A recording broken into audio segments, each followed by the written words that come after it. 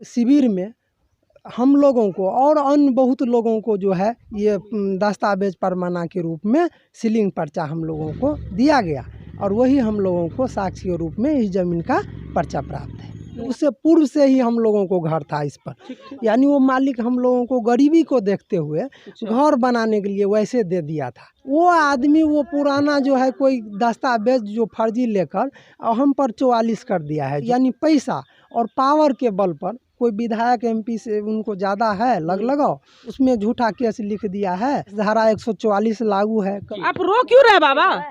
वो लड़का के बियाह रही तो घर बनवा लगली तो घर नहीं बनवा दिल घर उजारू। दिक्कत वही है जो घर नहीं बना देते, 44 कर दिए हम लोग। कहता है जो मेरा जमीन है। देख रहे हैं जो घर कैसा बेघर हम लोग है। 13 तारीख के भी शादी है मेरे लड़का का। कैसे शादी होगा, मेरे बहू कैसे रहेगा, घर में क्या रहेगा, हम लोग तो इज्जत पर पड़ गए हैं सर।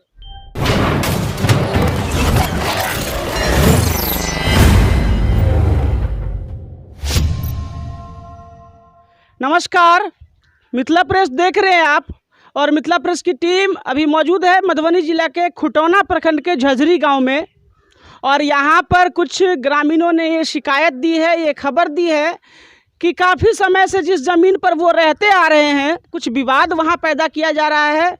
तो क्या है वो पूरी जानकारी हम ग्रामीणों से लेंगे। फिलहाल यहाँ के जो जिनका ये घर है उन्होंने जो हमें जानकारी दी तो इनका कहना है कि जिस ज़मीन पर वो घर बना कर के अभी रह रहे हैं ये ज़मीन सीलिंग की ज़मीन थी, जो लौकी थाना क्षेत्र के किसी धर्मनाथ शाह की ज़मीन थी, जिसका कि बिहार सरकार से 1971 के आसपास केस चला था और फिर डिग्री जो है वो बिहार सरकार के नाम हो गई थी। चूँकि उस समय यहाँ का जो अनुमंडल था वो झंझारपुर पड़ता था, जो कि अभी फुलपरास है अनुमंडल। और उस समय झंझारपुर के जो अनुमंडल पदाधिकारी थे उनके द्वारा सभी व्यक्तियों को पर्चा दिया गया था और पर्चा देने के बाद आवंटित ज़मीन पर यहाँ घर बना के लोग रह रहे थे। आप देख सकते हैं फिलहाल कि सभी लोग यहाँ पर अपने अपने ज़मीन का पर्चा लेकर के यहाँ खड़े हैं। तो आइए हम इनसे बात करते हैं और पूछते हैं कि क्या इनको दिक्कत हो गई और क्या ये अपील अभी करना चाहते हैं मीडिया के माध्यम से। तो सबसे पहले हम इनसे बात करते हैं। क्या नाम है आपका? कमलेश कुमार शाह। कमलेश कुमार शाह, घर आपका कहाँ है? सर उस तरफ है मेरा घर। उस तरफ क्या समस्या है आपके? समस्या ये है, यानी वर्ष 1978 से हम लोगों का घर है, ठीक है, और ये धर्मनयन शाह जी का ये पहले ज़मीन था, ठीक है, और उनके और सरकार के इन ज़मीन पर विवाद चला। उसका वाद संख्या है 18/1973-74, ठीक है। उस पर बात चली 17 बरस बाद चला, यानी वर्ष 30 नवंबर 1990 में सरकार पूर्ण रूप से इनका ज़मीन 352 एकड़ 36.5 पॉइंट ज़मीन अर्जित किया गया धर्मनयन शाह जी से।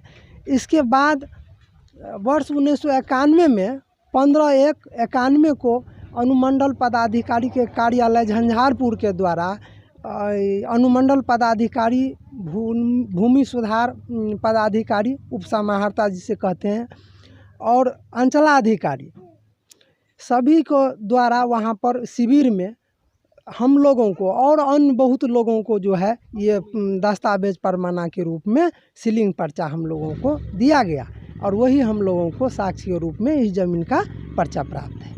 आपका कहना है कि ये ज़मीन धर्मनाथ शाह की थी, बिहार सरकार से उसका केस चला, जी, और सरकार ने डिग्री करके वो ज़मीन अपने नाम कर ली। हाँ, और वितरण किया। बाद में अनुमंडल पदाधिकारी और अंचलाधिकारी जो थे उस समय झंझारपुर ये अनुमंडल पड़ता था। हाँ। तो आप लोगों को यहाँ पर रहने के लिए पर्चा दे करके ज़मीन आवंटित। हाँ, पर्चा यानी प्रक्रियाधीन हम लोगों को उससे पूर्व से ही हम लोगों को घर था इस पर, यानी वो मालिक हम लोगों को गरीबी को देखते हुए घर बनाने के लिए वैसे दे दिया था।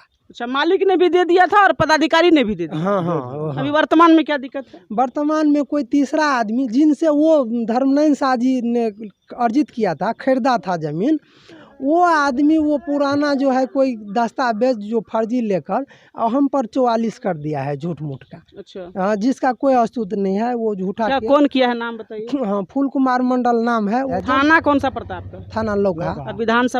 विधानसभा लोकहा। तो ये दिखाइए जरा सा पर्चा दिखाइए, जो मिला है आपको आवंटित ज़मीन मिला है वो पर्चा दिखाइए। ये पर्चा का फोटो कॉपी है, ओरिजिनल भी देखेंगे। ये आप देख सकते हैं। फिलहाल मुझे एक पर्ची उपलब्ध कराई गई अनुमंडल पदाधिकारी के कार्यालय झंझारपुर, और यहाँ पर मैं भूमिहीनों के बीच वितरण का परवाना साफ लिखा हुआ है कि जो भूमिहीन थे उनको ये ज़मीन दी गई है। और ये खाता नंबर है इसका 147 और खेसरा नंबर है 403/4 और 10 डेसिमिल जमीन आपको मिला हुआ है। जी 10 डेसिमिल। 10 डेसिमिल आपका देखे बाबा पर्चा, इनका भी आप देख सकते हैं ओरिजिनल ये कागज़ है और इनको भी 10 डेसिमल मिला हुआ है। 147 खेसरा में ही खाता में सेम खेसरा नंबर पर 10 डेसिमल ज़मीन मिला हुआ है। ये रब्बी ठाकुर, पेशर अशरफी ठाकुर। तो ये हमको ये बताइए कि आपका कहना है कि धर्मनाथ शाह ने जिससे ज़मीन पहले खरीदा, जी पहले धर्मनाथ शाह ने किसी से खरीदा, जी फिर धर्मनाथ शाह से बिहार सरकार ने कब्जा किया और फिर बिहार सरकार ने आपको आवंटित किया। और धर्मनाथ साहब जी भी पूर्व में आप लोगों को दिए थे भूमिहीन गरीब समझ के। गरीब समझ के। और अभी वो सबसे पहले वाला जो व्यक्ति है वो व्यक्ति आप लोगों पर 144 कर दिया है। जी। अभी क्या आप लोगों को क्या टेंशन क्या हो रहा है, कहना क्या चाहते हैं? हम लोगों को ये टेंशन है, अब अभी बारिश का समय है, अब केस धारा 144 लागू है। कभी फूस का घर है कहीं उड़ जाए, एलिवेस्टर है उड़ जाएगा, तो हम लोग कैसे अब रह पाएंगे? तो रहने के लिए दिक्कत है, अगर उड़ जाए तो हम बना नहीं सकते। यानी आपका कहना है कि जिस तरीके से 144 लगा दिया गया, फूस का कच्चा घर है या जैसा भी है, कभी पानी का झटका आ रहा है, पन्नी ही टांगना है, थोड़ा सा चदरा ही देना है, तो कुछ भी नहीं कर सकते, तो कैसे रहेंगे? नहीं कर सकते। यही एक और बाबा है, बाबा से पूछते, बाबा आपका क्या नाम है? रवि ठाकुर। आपको क्या दिक्कत? यही दिक्कत है आपको भी? यही दिक्कत है, 144 लगा दिया। आप रो क्यों रहे बाबा? रो किस लिए रहे हैं? देख सकते हैं आप, ये 70-80 साल के वृद्ध हैं और किया कहन रहल छी यहाँ से बताबियो तो। दूगो लड़का के बियाह है सर। बदन जो किया यहाँ रोके छे। एक महिला है, कुछ बोल रहे, आप कौन है इनके? पत्नी है आप? बताइए तो क्या दिक्कत है? दूगो लड़का के बियाह रही तो घर बनवा लगली तो घर नहीं बनवा दिलके, रोक दिलके। कौन नहीं बनाने दिया?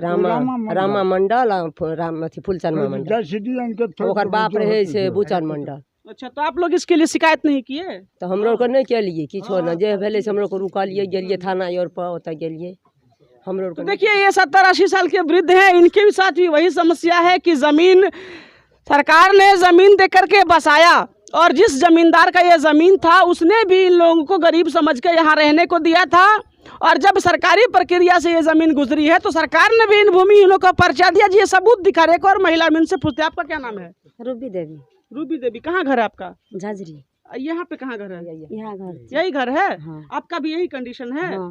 कि 144 कर दिया गया है? हाँ। क्या डर हो रहा है, क्या दिक्कत हो रहा है अभी? दिक्कत है ना, आवे छै कहै छै घर उजारू। कौन कहता है घर उजारी है? रामा फूलचंद।